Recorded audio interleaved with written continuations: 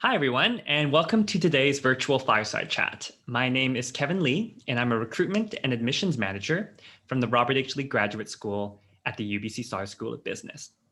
The UBC Sauer School of Business is Western Canada's largest business school and is one of Canada's top universities and business schools. We're ranked #1 in terms of business and economics, and today I'm happy to be talking about some of our graduate programs along with our manager from the Hari B. Varshini Business Career Center that every Sauder student has access to. Before we start, I'd like to acknowledge that UBC's Vancouver Point Grey campus is situated on the traditional, ancestral, unceded territory of the Musqueam people.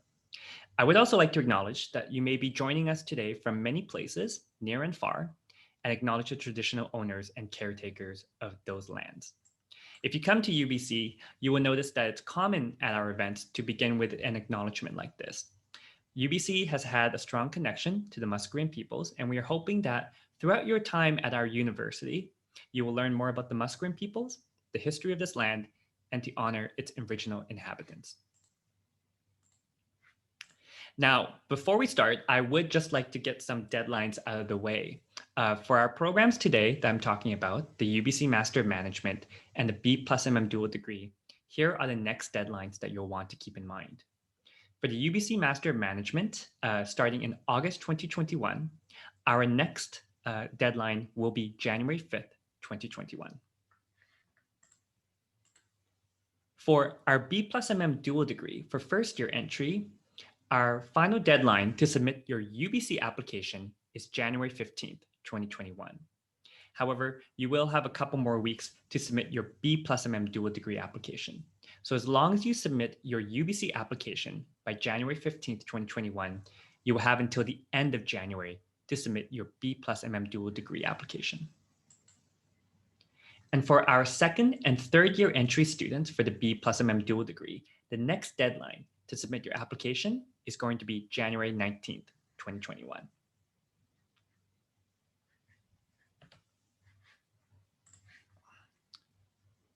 So today, I'm honored to have joining me Carly Boettcher from the Hari B. Varshini Business Career Center. If you are an MM or MM dual degree student, Carly is your main point of contact for all aspects of your professional development journey and will help you achieve your career goals with your help. She is both your career manager and the instructor for career development, and at the moment of this recording, responsible for managing career programming and services for MM and MM dual degree students. She'll work with you all the way to the time that you cross the stage as a UBC Sauder graduate. Carly graduated with a Bachelor of Arts degree in psychology from UBC Okanagan and is a very proud UBC alumna. She also completed her HR certificate from BCIT in 2019, and she supports the recruitment and admissions team at the Robert H. Lee Graduate School and has also volunteered her time with the UBC Broad-Based Admissions Department and mentoring of young business professionals. In her spare time, Carly has provided HR consulting services to small local businesses, and she is dedicated to student development, making connections, and finding innovative ways to enhance the student experience. So welcome to this chat, Carly. Thank you, Kevin. It's so great to be here virtually. Yes. So why don't we just kind of start off with a question that I'm also curious about. Carly, can you maybe tell us, how did you find yourself in this role as a career coach? Oh, that's a really good question. Yeah, so actually I've been with the Business Career Center for 11 years now. As of August, sorry, I lied. 10 years, sorry. No, it's been a while, as of this past August. And yeah, I actually started more in a support role, so a coordinator role, supporting the MBA and at the time, the Early Careers Masters, now Master of Management program, supporting 4 career managers. And so over 3 or 4 years, I supported that team. And really actually got to know the MM students very well and that program very well, given my relationship with the program manager at that time. And given the B+MM program just starting and everyone getting that up and ready to go, the program manager decided to apply to basically to manage that side of the program. And so an opportunity came. And so there was an opportunity on the team, a space was open. I decided to jump at the chance and apply, just knowing that I know the student group so well and what they're going through as kind of young business professionals. Plus with my HR background, I just thought it would be a great fit. So went through 3 rounds of interviews and got promoted in October 2015. Wow. So I've been in this role for 5 years now. So yeah. Oh, excellent. Great. And obviously wealth of experience that you're bringing with you to the role. And we hear a lot from students that I always speak with once they're done the program. They always have great things to say about Carly. And obviously the work that you do with them has helped them reach many, many new heights in their career. So Yes. great. Yes. So now, can you tell me maybe what is a typical pre-COVID day? What did that look like for you as a career coach? And also, if you want to, you can also talk about maybe how things have kind of changed a little bit during COVID too. But typically, what does a day look like for you as a career coach? Yeah, so it's actually twofold. So all the career coaches in the Business Career Center at Sauder, we also have some program management, which is kind of more on the project management side of things for planning and administrative wise. And then I'd say probably, 75-80% of the role is kind of geared towards coaching and supporting the students. So I kind of have, I would say, a very mixed role each day when I came into the office. But also added to that, especially in this portfolio, is the career development course that all the students go through during their time in the program. So I would say a third is working on career development course planning, making sure assignments are ready for that, bringing in guest speakers and lesson plans, and so basically an instructor. And then a third would also be on the program management side, event planning, administrative tasks, also cross collaboration with other teams on committees. I'm on a few committees as well internally. And then a third would be coaching, so dedicated time in my calendar based on student schedules to support coaching. Switching to COVID times, it's still the same online. I'm still doing all the same, but just really had to adapt really quickly back in March 2020 to basically go from in-class instruction to online learning and instruction as well. So that was it was a steep learning curve. And so adapting with the students at the same time, who I supported near the end of their program, so who just actually graduated last month. So I would say it was a big learning journey. We got through it, and then working with the duals, they are kind of our first cohort right now that have gone right from the start of their grad program to the end on online learning. So really working with those students, learning from them, and also providing the coaching services to them as well. So yes, a lot of changes, but it's still typical day, coaching, program management, still instructing online. So which for me is kind of the best of all worlds. So that would be a typical day. Typical day, a mixed bag of a lot of different things. Yeah. Plus emails. And emails, yes. How could we forget that wonderful Outlook? So now, you kind of touched on this a little bit, and that leads me to my next question. Maybe what are some of the big misconceptions that students have about career coaching? Maybe, a lot of students come into the program, or not into the program, but when they hear career coaching, they think recruitment agencies. They think this person's going to help me find a job right away or connect me to employers immediately, and it's guaranteed a job. But of course, that's some of the misconceptions around career coaching. But maybe what are some of the bigger misconceptions of career coaching that you've encountered? Yeah, I think over the past few years, some of the misconceptions from some students is you kind of actually brought it up already, is that I am going to find the job for a new student or a student through the program, and that it's my role to find them that job, which in reality, at Sauder especially, we're setting up students, and that's also why we have a career center, and with our program, the MM program, the career development course, we are setting students up to look for a job, find that perfect job post MM degree on their own. I'm more of a supportive role, and I can also be motivator, and I can be a cheerleader, and I can be an accountability partner to students as well. So I'm kind of behind the scenes, kind of navigating with each student on their journey throughout the program. And that's the key.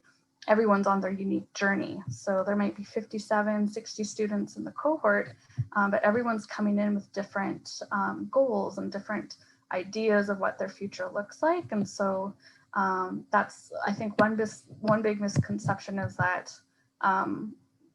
basically I'm only here to help students find a job, and it's my duty or role to find a job, when in fact it's a partnership, and we're going to be working together to make that happen.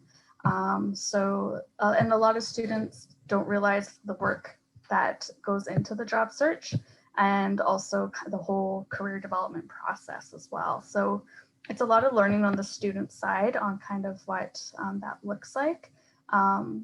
But a lot of misconceptions, I think, usually near the end of the first period, after they've got to know me, they've had their intake meetings with me, they've had a few classes, they get an understanding of what career development is. I find kind of halfway through the program, students are on board. Students are kind of like, okay, this is a good thing. This is also why I signed up or I applied to the MM program. So that would probably be the one big thing. And the other one would be probably access to alumni and the business community, in that I can facilitate all of that for them. When in fact, like I said before, it's going to take some effort on the student as well, some initiative as well. And so that's partly where I come in the support of the Career Center, also in giving students tools to reach out to alumni, to business professionals, so they can actually do it on their own and show up professionally and make a positive first impression, and not relying on staff to do that for them. So yeah, I hope that answered the question. Yes, it definitely did. It actually kind of leads me to my next question. We talk a lot about finding careers being, a partnership between the career coach and the student. And obviously during that time, there's a learning process too. And that's why you have these career development classes where you're actually going in and speaking with students about what it takes to find a career. Maybe what are some of the big misconceptions students have about finding a career, especially in a Canadian context too? Yeah, no, that's a good question. I think lots of students don't realize what's out there. Some students come in, which is great, kind of with a set, this is where I want to go. But a lot of students, especially when we talk to alumni, and you might also remember some alumni conversations in the past, it's actually going through the program, they realize, and actually talking also to myself, that there's so many opportunities out there, and there's so many industries and so many roles, and to kind of be able to stay open and stay open to the possibilities of maybe not going down that finance track that you were, gunning for when you first came in the program. And if you're taking the courses during the program and you're liking marketing, you're liking operations, and you're liking, some HR courses, just to let's see what happens. It's okay to have a kind of a backup plan. And so I think that would be kind of a good strategy for all students coming in, is to have kind of one path that they're, maybe gunning for, but have 2 or 3 kind of backups. And I find students actually are not as stressed when they have 2 or 3 kind of backups that they're working with during the program, that they can get that research and make connections and really kind of make it a well-informed choice when they actually get to that job search stage, which is kind of near the end of the program usually. So, so yeah, I think it's always great to have goals and a growth mindset and all of that. And so my hope would be any student coming to the program to just kind of take everything in and just not feel pressure to kind of have that career choice kind of set in stone. And that's why these classes, we bring in alumni, we bring in guest speakers, we bring in folks from industry to kind of just set the stage of where the world of work is right now, not only Vancouver, but the Canadian landscape, because there's so many different markets. And we see a lot of students alumni go up to Toronto, some in Calgary, Montreal. And so those markets are really different. And so you have to take the time to kind of take all of that in. So that would be, I would say that would be kind of the best step for students kind of coming to the program, is to realize it's going to take time also to figure things out. So yeah. Thank you. And thank you also for providing that advice. Speaking from my own personal experience, you don't know what you don't know. So if I had, Yes. when I was in university, I didn't even know that a role like mine even existed. And I couldn't even imagine that, how many years later, quite a while since I graduated, I'd be here in this role. So it is good to keep an open mind and obviously have different backups and many different options on hand too. Yes. Yes. So yeah, we've talked a little bit about sort of the end of their time in the program, coming towards the end of the program or mid-program. For our B+MM dual degree students, obviously they have the wonderful capability of doing some of the MM courses during their time as an undergrad. And during that time, they do have access to the Career Center. So for our B+MM students who might be curious, why would an undergraduate student want to use a career coach or have access to the Business Career Center? Like what benefit would it serve them, do you think? Yeah, well, definitely the B+MM students will see benefit in that they actually have access to, similar to all of the other Sutter students, it's career options online. So it's called Cool, an online platform that is where we put events with employers, so recruitment events, even now in the virtual space, webinars, job postings, workshops. So even though you might be with your home faculty, being part of the B+MM program, you're going to actually get kind of like an olive branch, so to say, or some added services from Sauder during your time in the program. And with that comes also access to coaching at various points. And so I've actually had the lucky opportunity over the past few months to do coaching with B+MM students. And again, it's just getting to know them and seeing where they're at, whether it's first year or third year. There's opportunity to join co-op programs, so to get that practical and actually on-the-job experience during your programs as well, depending which one you're in, to help you get prepared, for the world of work. And so working with a career coach then can actually prepare you for, say, applications, interviews, even connecting with alumni that have been through the B+MM program already. So you can kind of start to have those conversations to even get ready for the master's part of the program, right? So, and you couldn't really, I think, do that if you say we're in the arts faculty with no access to kind of a career coach or career advisor. You would still be kind of on your own a little bit. So I think it's an added value that Sauder is offering services to the B+MM students, and then actually also doing some of those business courses throughout. I think is just amazing. So it's a great win-win for everyone. So Great. Thanks for answering that.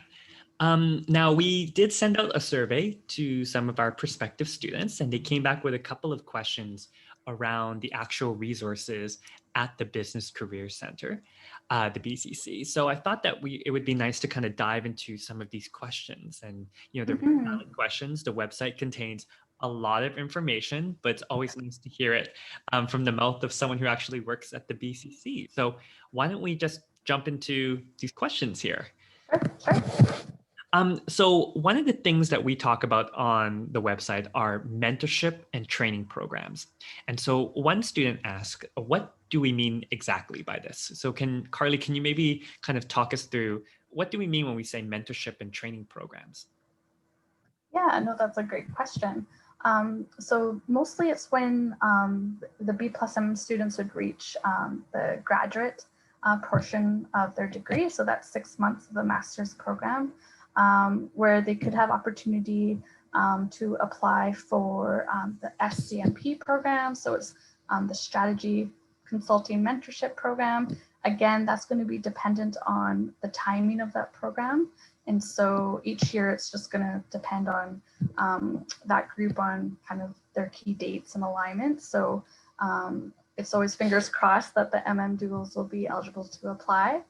We also have the Sales and Mentorship Program, and that is new as of, I'd say 2 years ago or so, where there's students that are interested in sales, marketing, those type of fields, those type of industries and roles get matched actually with someone in industry in a sales and marketing role, and kind of is mentored by that person, and attend some classes, not classes, but workshops as well on the sales and marketing field. So that's also a great opportunity. And then depending on the timing of this program as well, the capital markets training program for those students interested in finance, if it fits within the dual timeline each year, they're also eligible at times to apply for that as well, which there's usually only 10 spots for the whole graduate side, and that includes MBAs, MMs, and MBANs as well. So it's very competitive, but there's also opportunity there as well.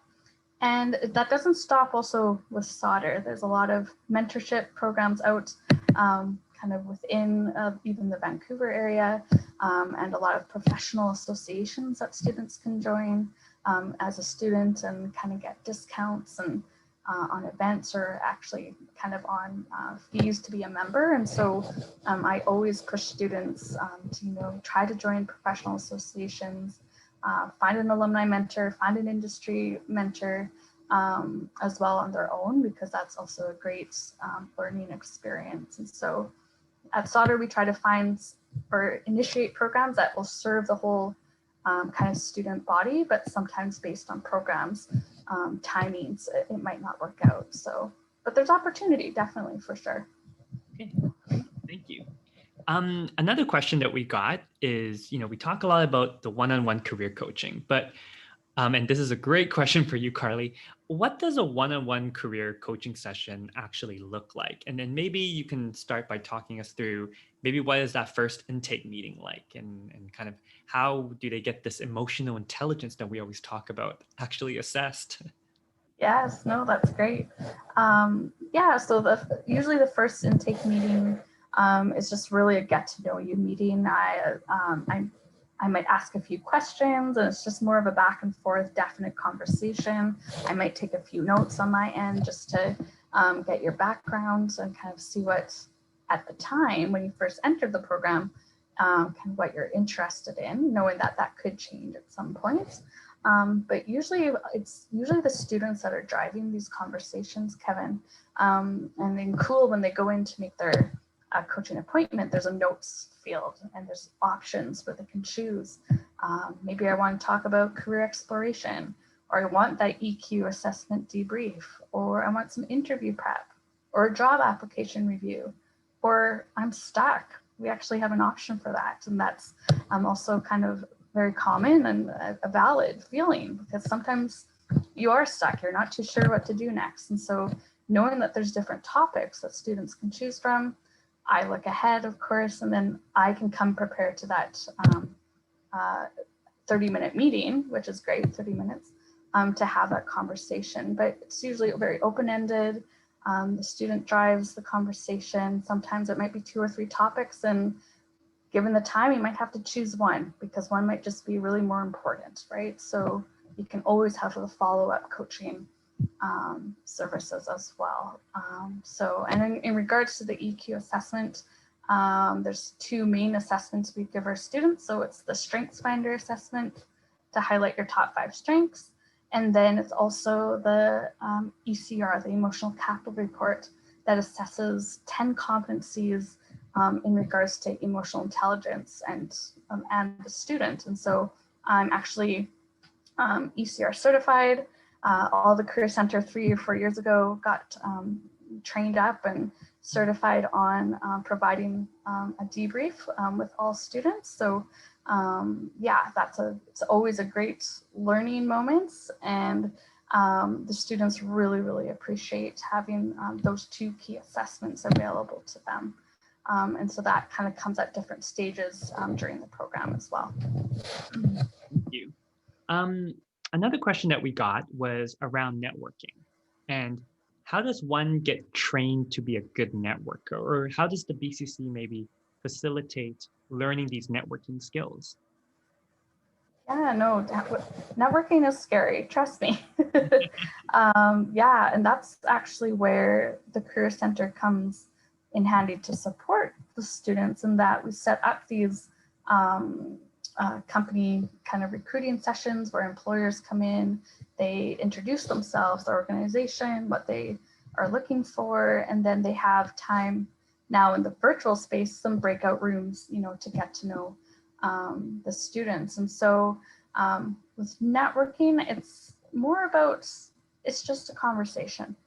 And it's just, we tell students, try not to go in, to kind of any of these events, whether it's in person or online, kind of with that expectation of, oh, I need a job after this, or I need to connect with so many people, right? So it's again, going into those events with an open mind, maybe a key kind of strategy on, especially if there was a lot of employers involved.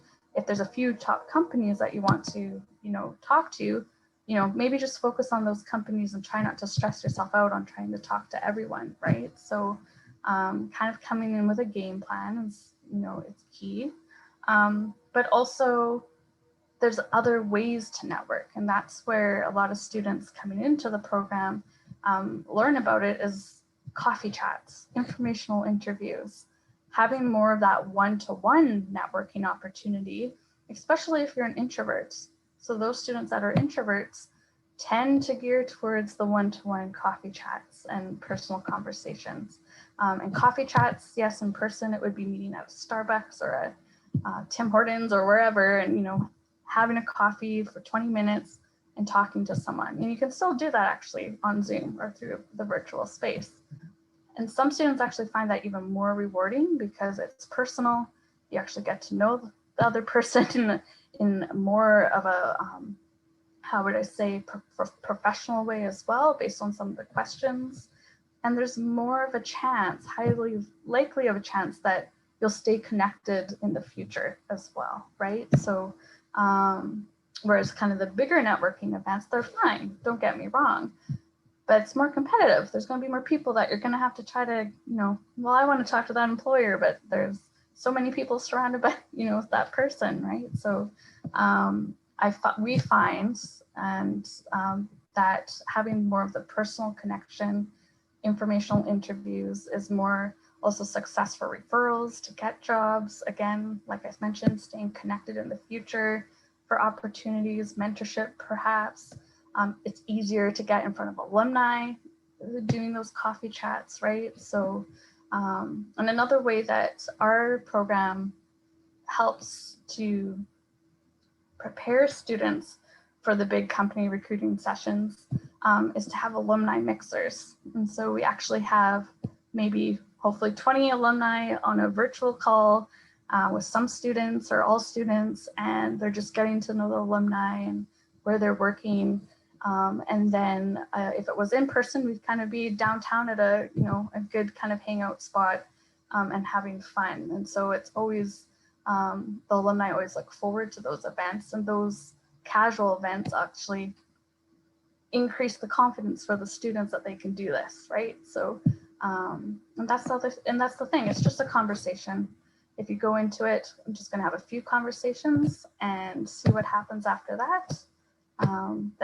Then all should be well, so to say. Great, thank you, and thanks for kind of addressing that. A lot of us do fear networking, and when we hear networking, we instantly think I have to find a job right after or get a job offer.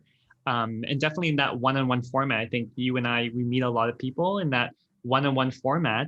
Speaking from experience, you just happen to remember people so much better. And then Yes, definitely. definitely a key why these referrals definitely do come out more so from those one-on-one chats than when you're being surrounded by people. But regardless, Exactly.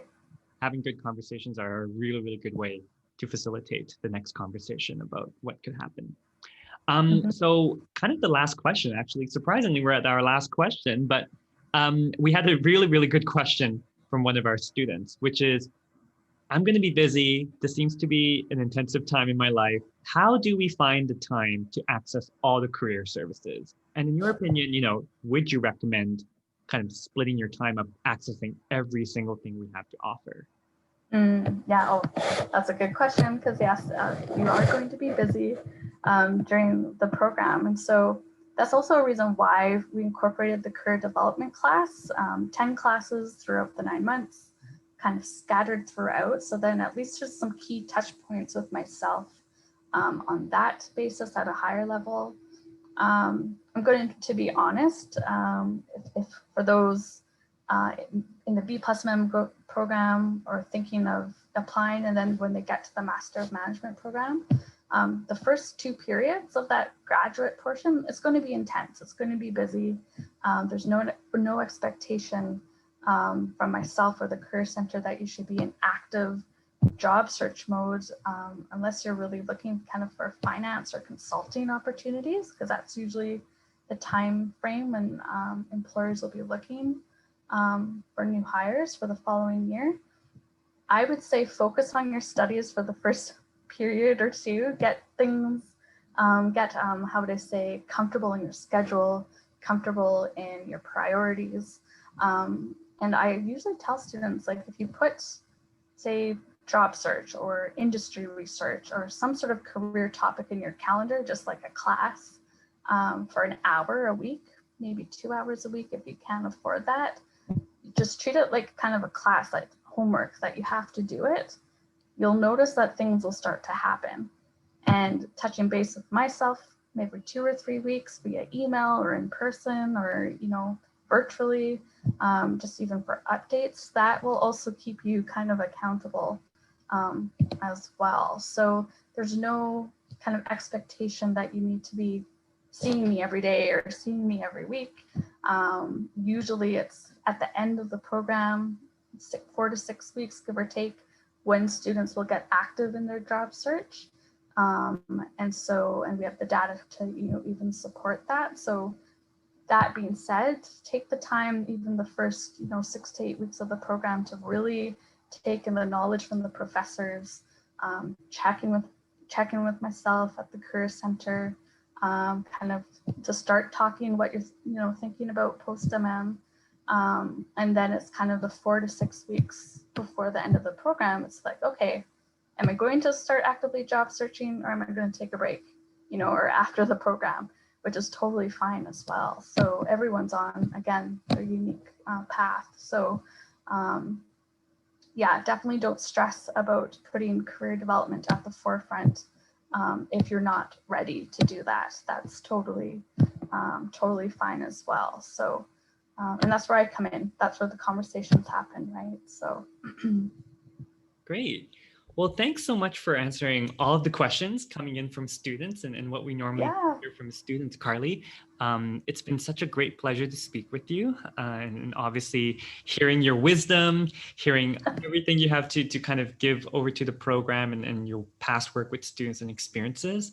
Again, as I mentioned, our alumni really, really do look out to Carly, and they always kind of give Carly a great shout out at their career. So if it wasn't for Carly and the help of our Business Career Center, our students wouldn't be where they were, I think. So thank you so much for taking time out of your busy schedule to talk with me today, Carly. For everyone else who's joining this webinar today and who'll be watching this webinar, don't forget that whether you're an MM or a B+MM dual degree student, to check the latest deadlines and to make sure that you meet our deadlines coming up in a month. Other than that, I, Kevin Lee, want to wish you a great day on behalf of the Robert H. Lee Graduate School, wherever you are. And of course, again, thank you to Carly. So Thanks for having me. Not to worry. Thanks, Carly. And all the best, everyone. Stay safe out there. And we hope to welcome you to Vancouver to UBC in 2021. Okay. Bye, everyone. Bye, everyone. Bye now.